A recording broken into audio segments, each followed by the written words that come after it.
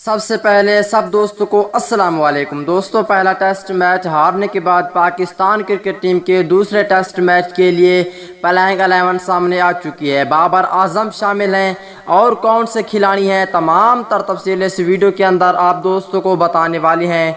तो दोस्तों, इंशाअल्लाह पाकिस्तान टीम दूसरा टेस्ट मैच ज़रूर जीतेगी, क्योंकि दोस्तों आबिद अली बहर हो चुके हैं, उसकी जगह बाबर आजम है। इंशाअल्लाह बाबर आजम अच्छे खिलाड़ी हैं और कौन सी तब्दीलियाँ हैं इस वीडियो के अंदर तमाम तर रिपोर्ट बताने वाला हूँ।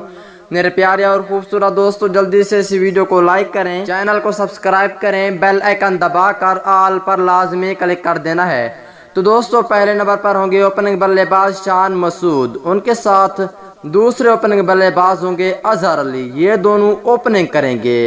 अगर तीसरे नंबर की बात कर लेते हैं तो दोस्तों तीसरे नंबर पे हारिस सुहेल या आबिद अली, इन दोनों में किसी एक को रखा जाएगा। उसके बाद अगर चौथे नंबर की बात कर लेते हैं तो दोस्तों चौथे नंबर पे बाबर आजम होंगे और उसके बाद पांचवें नंबर पे फवाद आलम की जगह पक्की हो चुकी है। नंबर की बात कर लेते हैं तो दोस्तों छठे नंबर पे विकेट कीपर मोहम्मद रिजवान होंगे। अगर सातवें नंबर की बात कर लेते हैं तो दोस्तों सातवें नंबर पे फ़हीम अशरफ को रखा गया है और आठवें नंबर पे स्पिन बॉलर यासिर शाह होंगे।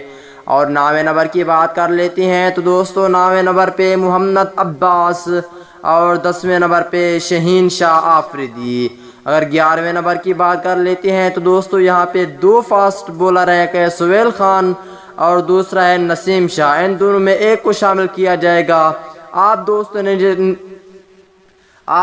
ने नीचे कमेंट सेक्शन में लाजमी बताएं कि किस को शामिल करना चाहिए। अगली वीडियो तक के लिए इजाज़त।